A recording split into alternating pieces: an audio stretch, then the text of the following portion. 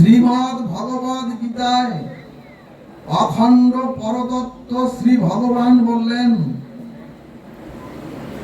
ন শাস্ত্র বিধি মুৎসৃজ্য বর্ততে কামকারতা ন সিদ্ধিম বাপন্নতি ন পরম গতিম। সুধীজন, ভগবান বললেন,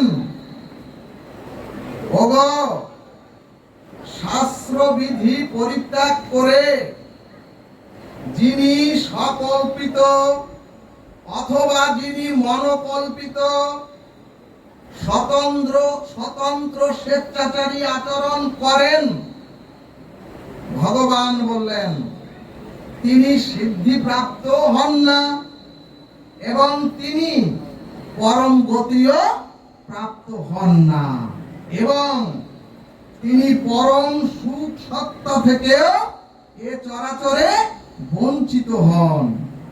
সুধীজন, এখানে ভাগবত বললেন, বর্তমান অন্ধকারাচ্ছন্ন তমগুণ এবং রজগুণ প্রবাহের কালের স্রোতে এখন ৯৯% মানুষ শাস্ত্রের যথাযথ বিধি উপেক্ষা করে নিজের স্বতন্ত্র স্বেচ্ছাচারী অনুযায়ী প্রত্যেকে তার আচরণ করেন।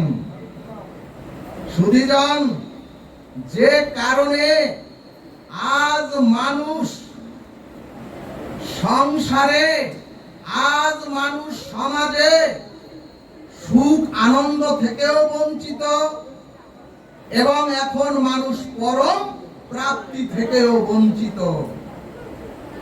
ভগবান বললেন, ন শাস্ত্র বিধি মুৎসৃজ্য।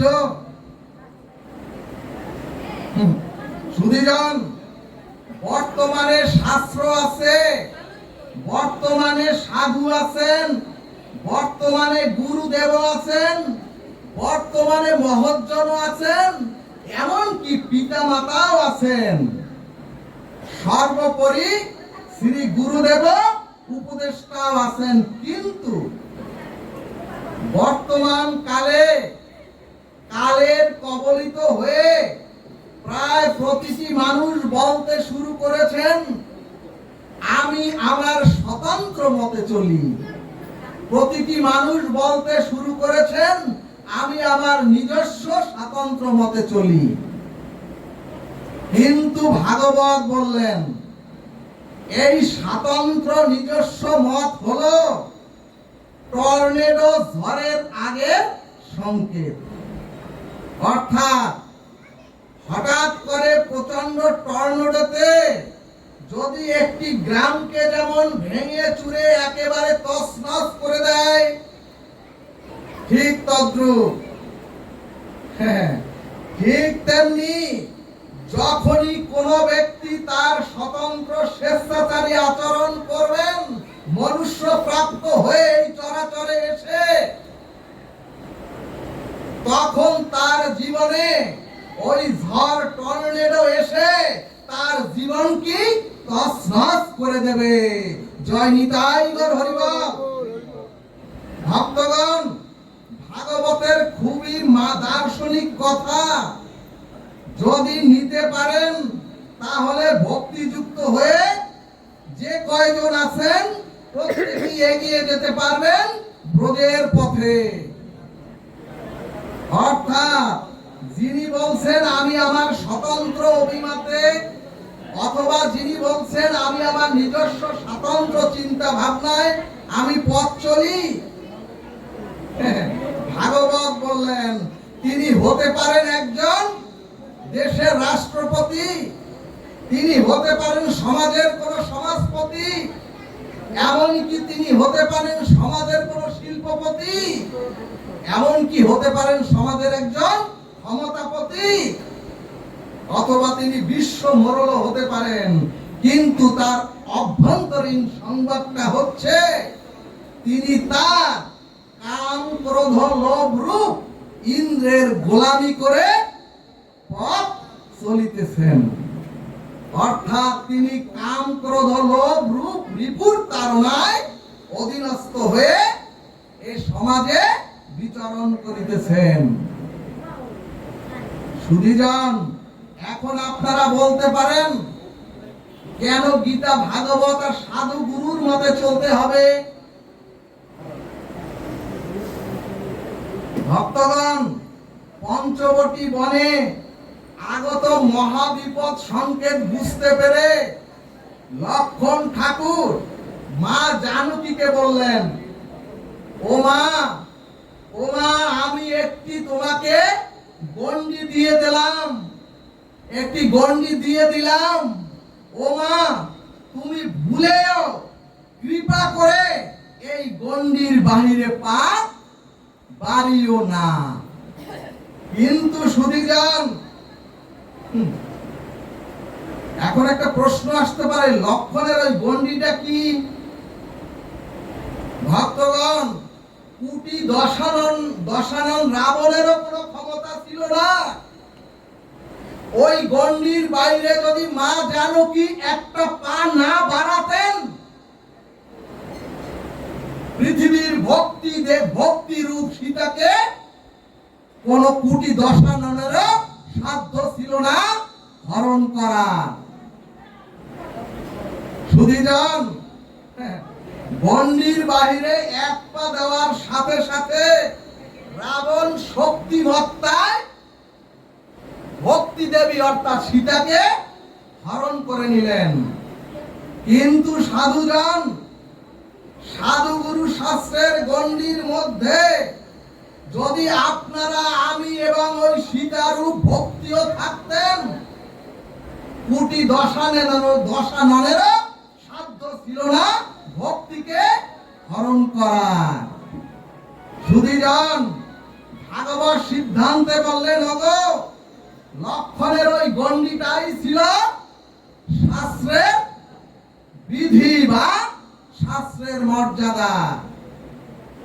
এরপরে চৈতন্য ভাগবত দৃষ্টান্তে বললেন, ওই রাবণ রূপ অসৎসঙ্গ এখন চরাচরের সমস্ত জীবকে আমাদেরকেও হরণ করে পতনের দিকে নিয়ে যাচ্ছে, এবং আমরা গণ্ডি পার হওয়ার জন্য এমন এক প্রতিযোগিতায় প্রত্যেকে নেমেছি, অর্থাৎ কে কত শাস্ত্রের নিয়ম ভাঙতে পারি সেই প্রচেষ্টায় আমরা নিয়েছি। 3 বেলা ভোজন আছে, কিন্তু ভজনের বেলায় কেউ নাই। সুধীজন, এই কারণেই ভাগবত সিদ্ধান্তে বললেন, ওগো, বেশি লাগবে না, স্বল্প ধর্মস্য ত্রায়তে মহা ভয়াৎ। ভাগবত বলছে, কি বললেন ভাগবত?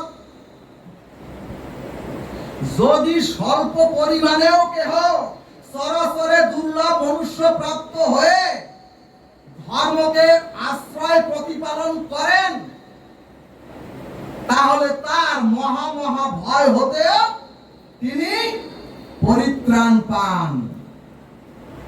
এই কারণেই কৃষ্ণ দ্বৈপায়ন বেদব্যাস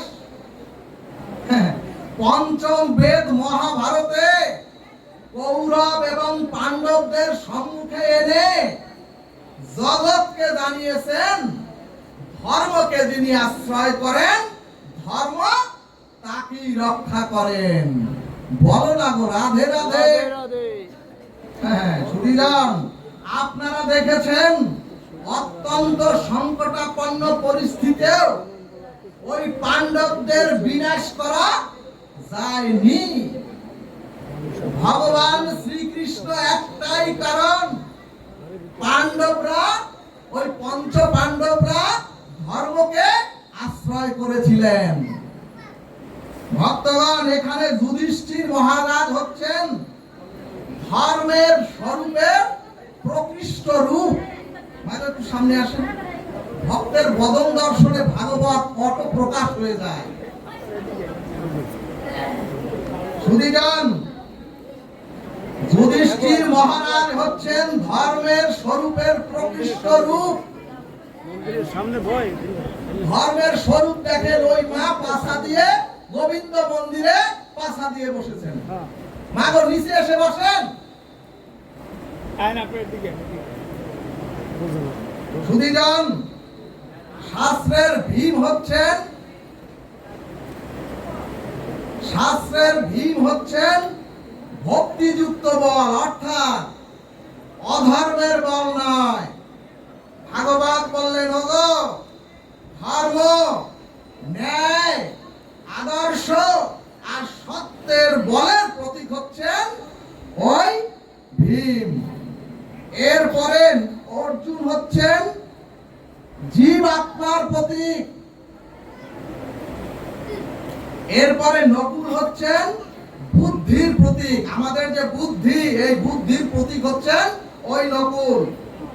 ভাগবত সিদ্ধান্তে বললেন, যদি আপনার সাথে ধর্ম থাকে, যদি আপনাদের সাথে ধর্মযুক্ত বল থাকে, আর যদি আপনি ধর্ম বুদ্ধি সম্পন্ন হন,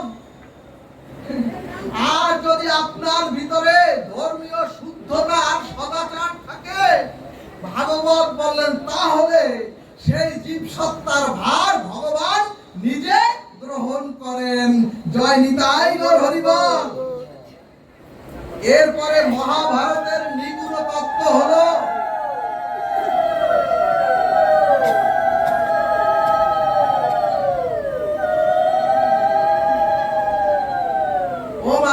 এরপরে মহাভারতের নিগূঢ় তত্ত্ব হলো পঞ্চ পাণ্ডবদের সাথে আর একটি শক্তি ছিল, এবং সেই শক্তিযুক্ত না হলে পঞ্চ পাণ্ডবরা ওই কুরুক্ষেত্রের ময়দানে বিজয়ী হতে পারতেন না। সেই শক্তিটাই হলো দ্রৌপদী বা পাঞ্চালী। সুধীজন, শাস্ত্রের নিগূঢ় তত্ত্ব হলো ওই পাঞ্চালী বা দ্রৌপদীর অর্থ হলো, আবিধানিক অর্থ হলো, ওই দ্রৌপদী হলো দয়ার প্রতীক, করুণার প্রতীক হলো ওই দ্রৌপদী। ভক্তগণ, আমাদের এই দেহের মধ্যে হলো বৃন্দাবন, এবং এই দেহরূপ বৃন্দাবনের মধ্যেই আছে ভক্তি, এই ভক্তির যমুনা। এবং এই ভক্তির জন্য কোথাও আপনাদের যেতে হবে না। এই ভক্তির জন্য যে কর্মে দিয়ে আজকে শ্রবণ করিতেছেন, এই কর্মটাকে শুধু একটু উন্মুক্ত রাখুন, একটু সংকল্প চিত্তে ভাগবতে বসুন। সুধীজন, আমাদের দেহের মধ্যে কৌরব আর পাণ্ডব সব। তাহলে মাগো দ্রৌপদী হলেন দয়া বা করুণার প্রতীক। তাহলে কি বললেন ভাগবত? যদি আপনার সাথে ধর্ম থাকে, আপনি যে ধর্ম করেন, যদি ধর্ম থাকে, ওই ধর্ম জাগৃত হতে পারবে না, ওই ধর্ম প্রতিষ্ঠিত হতে পারবে না, যদি ওই ধর্মের সাথে আপনার দয়া করুণা যুক্ত না থাকে। সুধীজন, যত বড় বলশালী হন আপনি, যত বড় বলশালী আপনি হন, ওই বলে কিচ্ছু হবে না যদি ওই বলের সাথে দয়া করুণা যুক্ত না হয়। ওই ধর্মে কোনো প্রতিষ্ঠা পাবে না, সমাজে সংসারে প্রতিষ্ঠা পাবে না, মঙ্গল প্রতিষ্ঠা পাবে না যদি ধর্মের সাথে দয়া করুণা যুক্ত না থাকে। সুধীজন, এরপরে হলো সুমেধা বা সুবুদ্ধি। ওই সুবুদ্ধির সাথে যদি দয়া করুণা না থাকে, ওই সুবুদ্ধির দ্বারা সুন্দরতা এ সমাজে প্রকাশিত হবে না। অর্থাৎ আপনার যত বুদ্ধি থাকুক, যত সুমেধা থাকুক, যদি দয়া করুণা যুক্ত না থাকে, আপনি কোন সুন্দর প্রকৃত সুন্দরী নন। যদি সেই সুবুদ্ধি আর সুন্দরের সাথে করুণা না থাকে। অর্থাৎ সুধীজন, দ্রৌপদী রূপ দয়া করুণা পঞ্চ পাণ্ডবদের সাথে ছিল বিধায় ওই পঞ্চ পাণ্ডব বিজয়ী হয়েছে। কারা বিজয়ী হয়েছে? ধর্ম, ধর্ম, তারপরে মেধা, তারপরে বুদ্ধি, তারপরে আপনার সুন্দর, সব বিজয়ী হয়েছে ওই কুরুক্ষেত্রের ময়দানে। এই কারণেই ভাগবত বললেন, যদি জীবের দুঃখে, অপরের দুঃখে যদি আপনার হৃদয় না কাঁদে,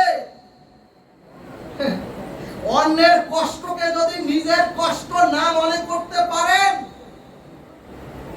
আর পরের বিপদকে যদি নিজের বিপদ মেনে না নিতে পারেন, অর্থাৎ এই দয়া করুণা যতদিন আপনার মধ্যে না আসবে, ততদিন আপনার মধ্যে প্রকৃত ধর্ম প্রতিষ্ঠা হবে না। বলো না গো রাধে রাধে।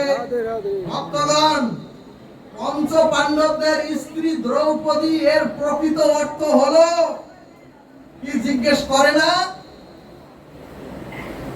জিজ্ঞেস করে না? 5 জনের একজন বউ হয় কি করে? শোনো, উত্তর দিবা। সুধীজন, পঞ্চ পাণ্ডবদের স্ত্রী দ্রৌপদীর প্রকৃত অর্থ হলো ধর্ম, বল, মেধা, বুদ্ধি আর সত্য সুন্দর। ভাগবতকে কখনো ই করবেন না।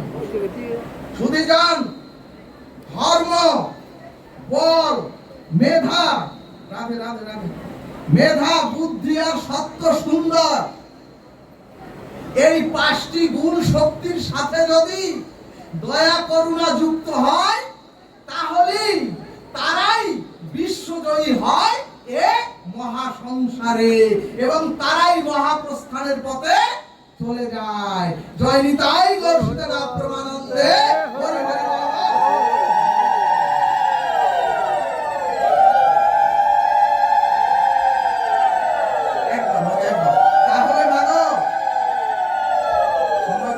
তাহলে মাগো, আপনার মধ্যে, আমার মধ্যে, আপনাদের মধ্যেও যদি ধর্ম, বল, মেধা, বুদ্ধি, সদাচারের সাথে যদি দয়া করুণা থাকে, আপনারাও যদি এটুকু সংগ্রহ করতে পারেন, তাহলে স্বয়ং ভগবান আপনার পিছনে ছায়ার মতো যুক্ত হয়ে থাকবেন সরাসরি। ভালো লাগো রাধে রাধে রাধে রাধে। এই কারণেই ভাগবত বললেন, ও সাধু সঙ্গে, শুদ্ধ সাধু মুখে হরি কথা শুনতে হবে। বলছে না? সুধীজন, আমার মতো মাতৃশ অবাজনের মুখে হরি কথা শুনলে আপনাদের কোনো কল্যাণ আর মঙ্গল হবে না। কিন্তু এজন্যই শ্রী শ্রী ঠাকুর অনুকূল চন্দ্র বলছে বারবার, সাধু হও, সাধু সেজো না। ভাগবত বলেন, ওগো সাধু কোনো ব্যক্তি, সাধু কোনো রূপ নয়, সাধু হলো একটা ভাব। আপনার সাধু হলো একটা ভাব। সুধীজন, বাহিরের তিলক মালা ধুতির রূপে কোনো সাধু সাধুত্ব নয়, সাধু হচ্ছে একটা ভাব। এখানে ভক্তি সন্দর্ভ দৃষ্টান্তে বললেন, আপনি একটা রসালো ফলের বৃক্ষে উঠে ডাল ভেঙে ওই ফল পেড়ে সমস্ত তছনছ করেও যদি ওর ছায়ার তলে বসে ওই ফলটি আস্বাদন করেন, ওই বৃক্ষ আপনাকে কোনো কিছুই বলবে না। কারণ ওই বৃক্ষ এ চরাচরে প্রকাশিত হয়েছে সবকিছু তার বিলিয়ে দেওয়ার জন্য। এরপরে চৈতন্য ভাগবত বললেন, স্রোতস্বিনী নদীর জল পাত্র অপাত্র জাত পাত, বাবা ধনী গরিব অকাতরে সকলকে বিলিয়ে দেয়। ভাগবত সিদ্ধান্তে বললেন, ওগো সাধুর মূল লক্ষণ হলো সাধুর জীবন যৌবন, সাধুর নিঃশ্বাস প্রশ্বাস যদি জগতের হিত আর পরের মঙ্গলের বা কল্যাণের জন্য ব্যয় হয়, তিনি হলেন এ চরাচরে সাধু। এরপরে ভক্তি, হরিভক্তি বিলাস বললেন। কোন প্যান্ট শার্ট পরা লোকের ভাব যদি জগতের হিত আর কল্যাণের জন্য হয়, তাহলে তিনিও হলেন প্রকৃত সাধু। কিন্তু আমার মতো পোশাক পরে যারা পরহিতের চিন্তা করেন না, আমার মতো সাধু সেজে যারা অপরের দুঃখে নিজের হৃদয় কাঁদে না,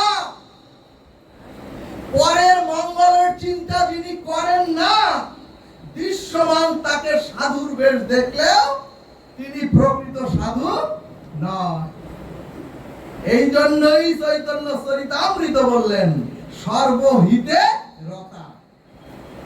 যার প্রতিটি ক্রিয়া প্রতিক্রিয়া, যার প্রতিটি নিঃশ্বাস, যার প্রতিটি বলা কয়া এবং প্রতিটি যার কল্যাণে ব্যয় হয়, জগতের কল্যাণে যার নিঃশ্বাস প্রশ্বাস ব্যয় হয়, তিনি হলেন সাধু। এরপরে শ্রীমদ্ ভগবদ গীতায় 11 অধ্যায়ে বিশ্বরূপ দর্শন যোগের 54 নম্বর শ্লোকে ভগবান বললেন, জ্ঞাতুম দ্রষ্টুম চ তত্ত্বেন প্রবিষ্টুম চ পরন্তপ। অর্থাৎ ভগবান বললেন, প্রথমে আমাকে জানো। আগে ভক্ত হওয়া লাগবে না, আগে ভদ্র হও। ভগবান বললেন প্রথমে আমাকে জানো, তারপর দ্বিতীয়ত বলল আমাকে দর্শন করো, তত্ত্বেন, আমাকে তত্ত্ব জানো, আমাকে দর্শন করো।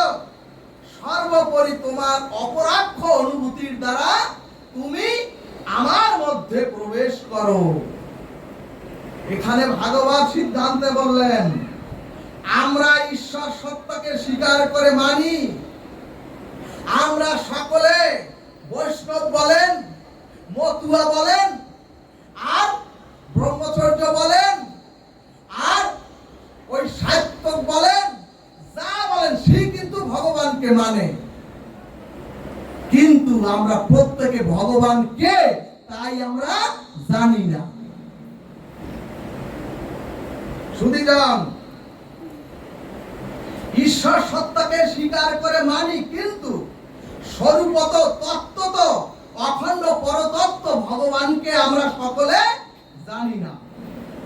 এখানে ভাগবত শাস্ত্র বললেন, ঈশ্বর হচ্ছেন অনন্ত বিশ্ব ব্রহ্মাণ্ডের সকল অণু পরমাণুতে ব্যাপ্ত এবং স্থিতি এবং বর্তমান।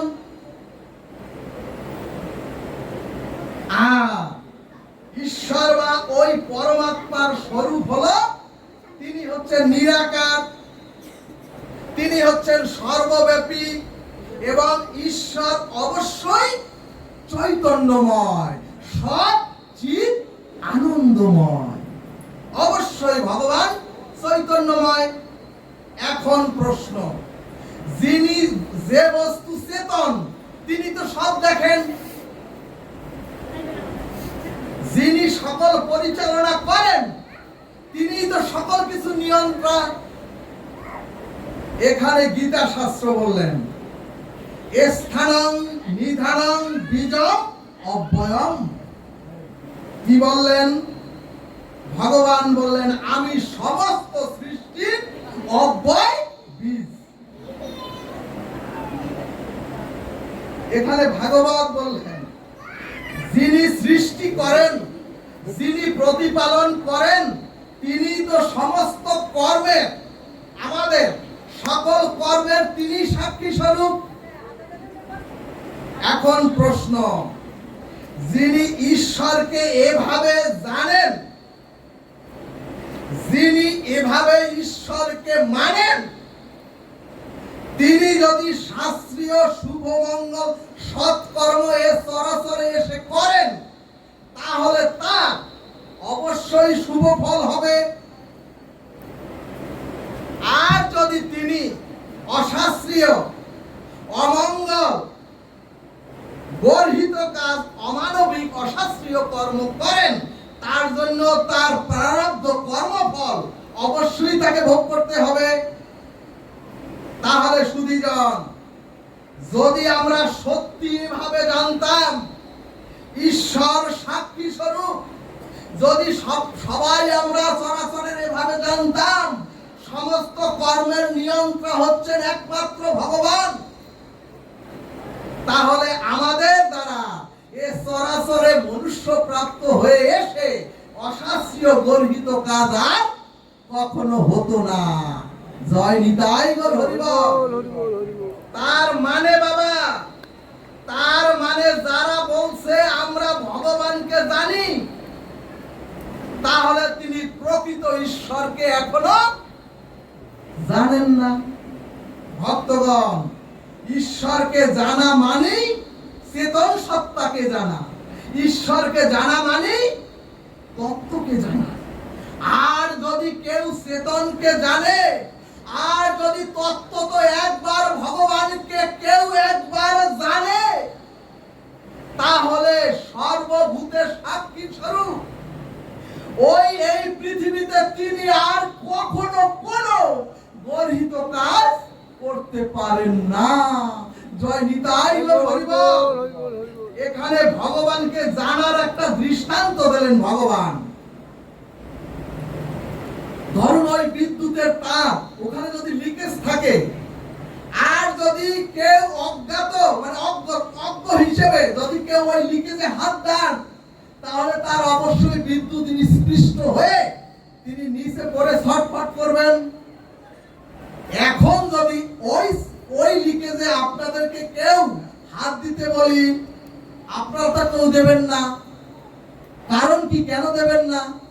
আপনি জানেন ওই তারের লিকেজে ছিদ্র আছে বা লিকেজ আছে, এবং আপনি জানেন ওই তারের লিকেজে হাত দিলে অবশ্যই বিদ্যুৎ স্পৃষ্ট হয়ে আমাকে ছটফট করতে হবে, মৃত্যু হতে পারে। এই জন্য আপনি কেউ ওইটায় হাত দেবেন না। সুধীজন, ঠিক তেমনি মাগো, ঠিক তেমনি যিনি ঈশ্বরকে জানেন, তিনি শাস্ত্র বহির্ভূত প্রবৃত্তি মার্গে, প্রবৃত্তি আর নিবৃত্তি, প্রবৃত্তি মার্গের কোন কর্ম করতে যাবেন না, এবং এর মানেই হচ্ছে প্রকৃত ঈশ্বরকে জানা। এরপরে হরিভক্তি বিলাস বললেন, যদি কোন ক্ষুধার্ত বুভুক্ষ ব্যক্তিকে উপাদেয় সুস্বাদু খাদ্য আপনারা দেন, আর ওনাকে দেখিয়ে যদি জ্ঞাত সারে ওই খাদ্যের মধ্যে বিষ মিশ্রিত করে দেন, তাহলে অনেক আস্বাদ্য খাদ্য হলেও ওই ব্যক্তি বুভুক্ষ মানে ক্ষুধার্ত হলেও জেনে শুনে বিষ মিশ্রিত অসাধ্য খাবার কেউ খাবে? কারণ তিনি জানেন ওই বিষে তার ওই খাদ্যে বিষ মিশ্রিত আছে এবং ওটা খেলে বিষক্রিয়া হবে। উনি জানেন বিধায় কোন ক্ষুধার্ত ব্যক্তি ওই বিষ মিশ্রিত সুস্বাদু খাদ্য গ্রহণ করবেন না। কিন্তু এই জন্যই আমাদের দুর্দশা, কবিগুরু রবীন্দ্রনাথ ঠাকুর এক লাইনে লিখে গিয়েছেন, আমি জেনে শুনে বিষ করেছি পান। ভাগবত চূড়ান্ত ভাবে দৃষ্টান্তে বললেন, একটি উর্বর ভূমিতে উর্বর শস্য খেতে কাটার বীজ বপন করে যদি আপনি ওই কাটার বীজ থেকে সুগন্ধি ফুল ফল আপনি চান, ভাগবত বললেন কাটার বীজ থেকে তো কখনো ফুল ফল হয় না। শাস্ত্র বললেন বীজ রচনা করলেন তো এক প্রকার, আর আপনি যদি চান ফল আর এক প্রকার, সেটা তো হবে না। সুধীজন, অর্থাৎ অশাস্ত্রীয় দুষ্কর্ম করে যদি ফসল চাই মঙ্গল, অশাস্ত্রীয় দুষ্কর্ম করে যদি চাই সংসারে শান্তি, সেটা তো সম্ভব না। সুধীজন, এরপরে ভাগবত বললেন, আচ্ছা আপনারা ভাবলেন ওই শস্য খেতে ভুল করে কাটার বীজ বুনেছি, ওখানে 7 দিন ভাগবত দেব। ভুল করে কাটার বীজ বুনেছি, এখন এই 3 দিন 5 দিন 7 দিন হরিনাম দেব। কত টাকা পয়সা নাই ভাবতে পারেন, তাহলে গঙ্গা জল দিয়ে ওই ভূমিটা একেবারে ডুবিয়ে দেব। ভাগবত বললেন, যত গঙ্গা জল দাও আর যত হরিনাম করো আর যত ভাগবত দাও, ওই কাটার বীজ থেকে তো কখনো ভুল হবে না। ভাগবত বললেন, আদৌ সম্ভব নয়। কাটার বীজ ক্ষেত্রে গঙ্গা জল হরিনাম ভাগবত পাঠ দিলে ওই ভূমির বাতাবরণটা শুদ্ধ হবে, পবিত্র হবে, কিন্তু কাটার বীজ থেকে কখনোই ভুল ফল রূপান্তরিত হবে না। ঠিক তেমনি আমরা আমাদের জীবনে যা যা কর্ম করে যে যে বীজ বপন করেছি, আমরাও তাই ফল পাব। সুধীজন, এই জন্যই ভাগবত বলছেন, উদ্ধারে তো আত্মা নন, ন আত্মা অবসাদয়ে। কি বললেন ভাগবত? নিজেকে নিজে উদ্ধার করো। ওগো, তোমরা কারো উপরে তোমার উদ্ধারের ভার রেখো না। কেন বললেন এই কথা? এই কারণেই শ্রীমদ্ ভগবত গীতায় ভগবান বললেন, বাড়ির পতি মানে স্বামী যদি গৃহে যদি ভগবত ভজনের শুদ্ধ ধারায় না আসেন, সুধীজন, বাড়ির পুরুষ ব্যক্তি যদি ধর্ম সদাচার পালন না করেন, তাহলে সেই গৃহের স্ত্রীদের মধ্যেও তখন অধর্ম প্রবেশ করে, ওই স্ত্রীকেও তখন বিপদগামী করে দেয়। আর তখনই সেই গৃহে বর্ণ সংকর সন্তানের জন্ম হয়। রাধে রাধে। অর্থাৎ গীতায় ভগবান বললেন, যদি স্বামী ভগবত বিরুদ্ধ পথে চলে আর স্ত্রী যদি তার পতিব্রতা ধর্ম পরিত্যাগ করে, তখন বর্ণ সংকরের যে সন্তান ওই সংসারে জন্ম হয়, তখন তাদের হাতের জল পূর্বপুরুষদের কাছে পৌঁছায় না। জয় নিতাই গৌর হরিবল। ভক্তগণ, স্বয়ং ভগবান বলে দিলেন শ্রীমদ্ ভগবত গীতায়, বর্ণ সংকর মানে হচ্ছে দুটি বিপরীত বর্ণের মিশ্রণ। অর্থাৎ স্বামী চলে না ইষ্ট ভগবত পথে, আর স্ত্রী তার পতিব্রতা ধর্ম পালন করেন না। এদের মধ্য থেকে যে সন্তানই তৈরি হয়, সেটার নামই হলো বর্ণ সংকর।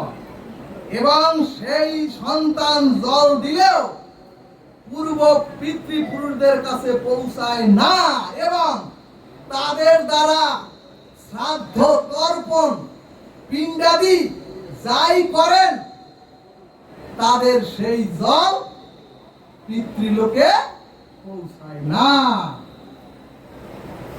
এই কারণেই ভাগবত বললেন, ওগো পাপ আর পুণ্য এ দুটোই হলো ক্ষয়িষ্ণু আর ক্ষয়শীল। মুক্তির পথ বললেন ভাগবতের পরে। পাপ আর পুণ্য দুটোই ক্ষয়িষ্ণু ক্ষয়শীল। অর্থাৎ যখন রোগ শোক দুঃখ যন্ত্রণা আসে, তখন নিদারুণ কর্মফলের প্রায়শ্চিত্তের দ্বারা মানব দেহের পাপ ক্ষয় হয়ে যায়। আর যখন অন্যদিকে যখন একটু দান ধ্যান করেন বা পুণ্যাদি ক্রিয়ার দ্বারা যে পুণ্য হয়, ওই পুণ্যটা যখন সংসারে বা সমাজে যখন সুখ ভোগ করেন,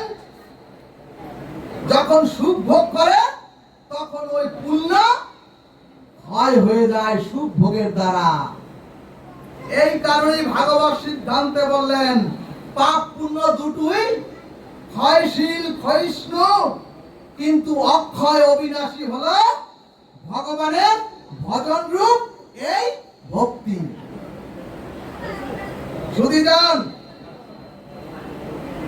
সুধীজন এরপরে ভাগবত গজেন্দ্র উপাখ্যানে বললেন, রাজা ইন্দ্রদুম্ন আপনাদের মতো গুরুদেব অগস্ত্য ঋষির চরণে সমর্পিত হয়ে রাধা মাধবের ভজনে রত ছিলেন এবং কালক্রমে একদিন সেই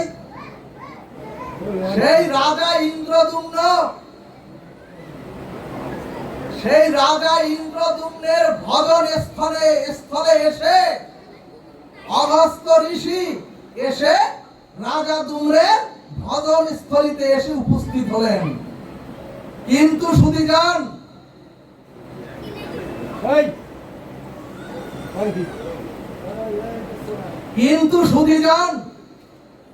ওই রাজা ইন্দ্রদুম্ন তার গুরুদেব অগস্ত্য ঋষিকে দেখে উঠে দাঁড়িয়ে দণ্ডবত হয়ে প্রণতিও জানালেন না, এমনকি উঠে দাঁড়িয়ে কোনো তাকে সম্মানও জানালেন না। শুনুন শাস্ত্র, যে শাস্ত্র যুবকদের জন্য। রাধে গো। সুধীজন এখানে মহাজন সিদ্ধান্তে বললেন, কোন সাধুগুরু মহৎকে দেখে যদি সম্মান শ্রদ্ধা না করা হয় তাহলে সেই মুহূর্তেই তার, যদি কোনো মহৎকে দেখে, যদি কোনো গুরুদেবকে দেখে, যদি কোনো বৈষ্ণবকে দেখে উঠে দাঁড়িয়ে যদি শ্রদ্ধা সম্মান না করা হয় তখনই তার দেহের পুণ্য ক্ষয় হয়ে তার পরমায়ু বিনষ্ট হয়ে যায়। জয় নিতাই গৌর হরি বল। এবং সুধীজন পুণ্য ক্ষয়ে জীবের দেহ পাপে পূর্ণ হলেই, পুণ্য ক্ষয় হয়ে জীবের দেহ যখন পাপে পূর্ণ হয়ে যায় তখনই তার মনুষ্য জন্মটা হারাতে হয়। কেন অকালে মৃত্যু হয় মাগো? শাস্ত্র সিদ্ধান্ত দিলেন, আমরাও যদি সাধু গুরু বৈষ্ণবদের অবজ্ঞা করি, আমার মতো অভাজন না, যদি সাধু গুরু বৈষ্ণবকে অবজ্ঞা করি, আমরাও যদি মহৎকে মান্যতা না দেই, আর যদি মায়ার প্রহেলিকার মধ্যে পড়ে গোবিন্দকে ভুলে যান, আর যদি মায়ার প্রহেলিকার মধ্যেই পড়ে বদনে হরিনাম আর একবার রাধে নাম উচ্চারিত না হয়, অর্থাৎ ভাগবত বললেন, মায়ার প্রহেলিকার মধ্যে পড়ে যদি ইদিক উদিক খায় না ভে যদি তোমরা ভগবত ভজন না করো, তাহলে স্খলিত চরিত্রের দ্বারা আমরাও পরবর্তী জন্মে পশু জন্মে নিক্ষেপিত হব। জয় নিতাই গৌর হরি বল। ঠিক তদ্রূপ শ্রী গুরুদেব অগস্ত্য ঋষিকে অভিসম্পাত করে অভিশাপ দিলেন, ও রাজা ইন্দ্রদুম্ন, যাও পশু জন্ম গ্রহণ করো। এখানে ভাগবত বললেন, পুণ্য ক্ষয়ে পাপে পূর্ণ হলো বলি ওই ইন্দ্রদুম্ন রাজা মনুষ্য জন্ম হারিয়ে হস্তি জন্ম পেল অথবা পশু জন্ম পেল। কিন্তু সুধীজন ওই ইন্দ্রদুম্ন ওই রাজা পশু জন্ম পেলেও যেহেতু গুরুদেবকে আশ্রিত হয়ে উনি রাধা মাধবের ভজন করেছিলেন, উনি যেহেতু হরি কথা মনে প্রাণে শ্রবণ করেছিলেন, এই ভক্তিটুকু তার বিনষ্ট হয়নি। জয় নিতাই গৌর হরি বল। অর্থাৎ যে যতটুকু হরিনাম জপবেন, এই হাতে না, এই মালা দিয়েছি কেন, যাতে বদনে আপনি জিহ্বার সাথে নিতে পারেন। আপনি যতক্ষণ নিজের দেহে না নিবেন, এই 3 দিন হরিনাম দিয়ে কি হবে? হরিনামের পরে যদি আপনি প্রসাদ বুঝি না হতে পারেন, আপনি যদি একাদশী ব্রতটাই না করেন, আপনি যদি তুলসী মহারানীকে যদি ধারণই না করেন, এই 3 দিন হরিনাম নিয়ে কি হবে?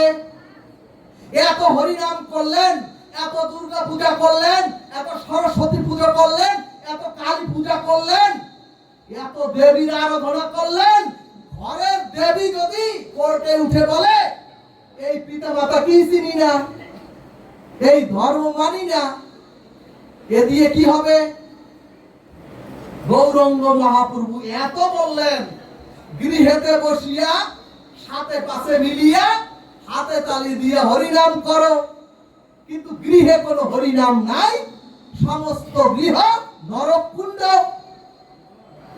এখন আসরে মাতামাতি হরিনাম, কিন্তু গৃহে হরিনাম হয় না। ও মাগো, ও বাবা, একবার চেষ্টা করো তোমার গৃহ মন্দিরে একবার কাসর বাজিয়ে যদি তুমি হরিনাম শুরু করো সন্ধ্যাবেলা, একদিন না একদিন তোমার ওই স্খলিত পতি দেবতাও এসে বলবে।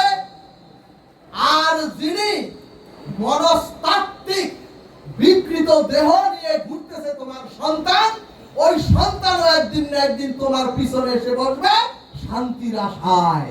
জয় নিতাই গৌর হরিবল। সুধীজন, সুধীজন, ইন্দ্রদুম্ন রাজা যতটুকু ভক্তি ছিলেন ওই ভক্তিটুকু তার বিনষ্ট হয়নি। ভাগবতে গজেন্দ্র উপাখ্যানে দৃষ্টান্ত দিলেন। গজেন্দ্র নিজে তার স্ত্রী পুত্র কন্যা নিয়ে ওই সরোবরে জল কেলিতে গেলেন। জানেন আপনারা গজেন্দ্র উপাখ্যান। সুধীজন স্বচ্ছ জলে যখন খুব আনন্দে ছিলেন, দেখেন না সন্তান বলে ও বাবা আর একটু ভিতরে যাও, ওই স্বচ্ছ জলে যাও। স্বচ্ছ জলে যখন গেলেন তখনই কুমির ওই গজেন্দ্রের 2 পা কামড়িয়ে ধরলো। আর যখন গজেন্দ্রের 2 পা জলের মধ্যে গজেন্দ্রের পা যখন কুমির কামড়িয়ে ধরলো, তখন স্ত্রী পুত্র কন্যারা একটু একটু চেষ্টা করে যখন গজেন্দ্রকে আর উদ্ধার করতে পারলেন না, তখন দেখেন যেই সন্ধ্যা হয়ে এসেছে, তখন মৃত্যু মুখে পতিত রেখে গজেন্দ্রকে অর্থাৎ পতি দেবতাকে ওই স্ত্রী পুত্র সবাই যার যার গৃহে চলে এলেন। সুধীজন, যখন গজেন্দ্রের আর কেউ রইল না এই চরাচরে, আর যখন কুমিরের সাথে যুদ্ধ করতে করতে গজেন্দ্রের যখন শক্তি বল নিঃশেষ হয়ে গেল, এখানে ভাগবত সংকেত দিলেন, ওগো ওই সরোবরের কুমিরটাই হচ্ছে কাল বা মৃত্যু, ওই কুমিরটাই হচ্ছে কাল বা মৃত্যু। এবং গজেন্দ্র যখন সরোবরের জলে নেমেছিলেন, তখন গজেন্দ্র খুব গর্ব করে বলেছিলেন, ওরে পৃথিবী দেখো, আমার সাথে আমার স্ত্রী পুত্র কন্যা সকলেই আমার সঙ্গে আছে। আরো পৃথিবী দেখো, আমার যে শক্তি বল আছে। ও পৃথিবী, মাগো বাবা কথা বলেন না।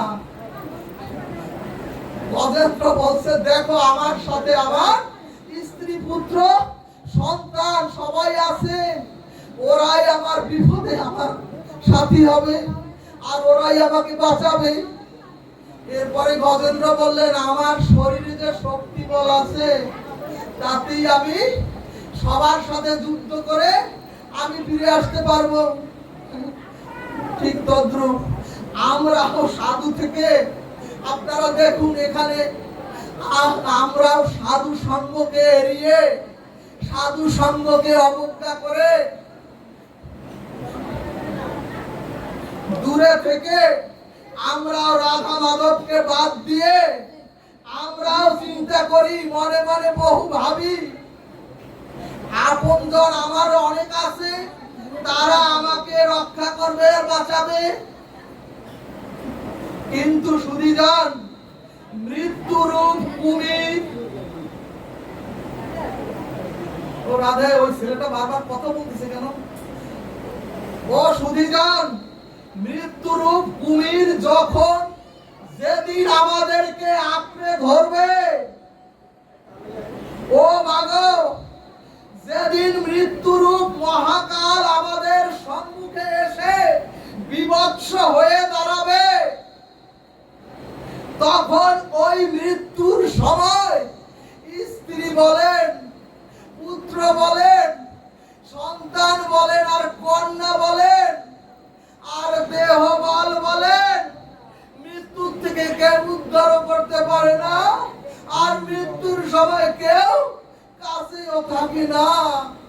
সুধীজন ভাগবত সিদ্ধান্ত দিলেন, গজেন্দ্রের একেবারে যখন শেষ অবস্থা, গজেন্দ্রের যখন সবাই ছেড়ে চলে গেল, গজেন্দ্রের যখন তার শক্তি বল নিঃশেষ হয়ে গেল, তখন ওই যে পূর্বজন্মের ভক্তিটুকু, ওই ভক্তিটুকুর শক্তিতে গজেন্দ্র যখন তার সুর উঁচু করে যখন বললেন, হে জগদীশ্বর আমাকে রক্ষা করো, যখন বললেন, হে দয়াল আমাকে রক্ষা করো, যখন গজেন্দ্র চোখের জলে স্তুতি করলেন।